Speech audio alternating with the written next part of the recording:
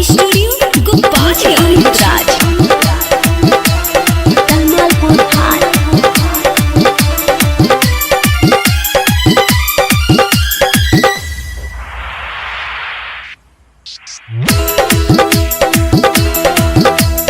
हो बिहनी हो दिलवा यार के तोड़ देले बिया पागल हमें बना के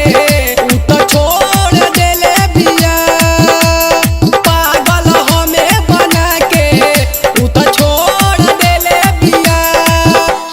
बिहनी हो दिलवा यार के तोड़ देले बिया पागल हमें बना के उ तो छोड़ देले बिया पागल हमें बना के उ तो छोड़ देले बिया।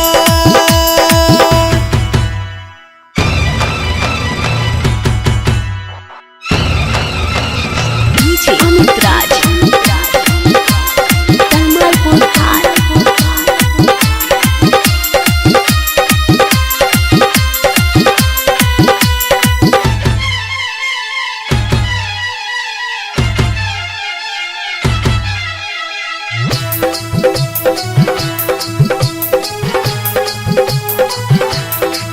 हम ना जननी हमारा संगे कदिया रवायते हो का कही बतिया दिलवा तोड़ले बिया सीता जइते हो हम ना जननी हमारा संगे कदिया रवायते हो का कही बतिया दिलवा तोड़ले बिया सीता जइते हो हमारा दुनू अखिया में लोर देले बिया बिहनी हो दिलवा यार के तोड़ देले बिया पागल हमें बना के उ तो छोड़ देले बिया पागल हमें बना के उ तो छोड़ देले बिया। डीजे अमित राज कमलपुर हाट।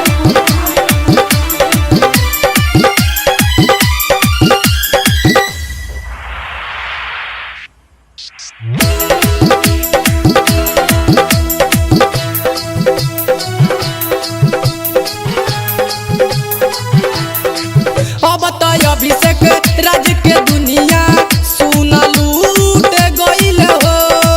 सुन से सनत शर्मिला प्यार झूठ भइल हो अब तो अभिषेक राज के दुनिया सुन लूट गइल हो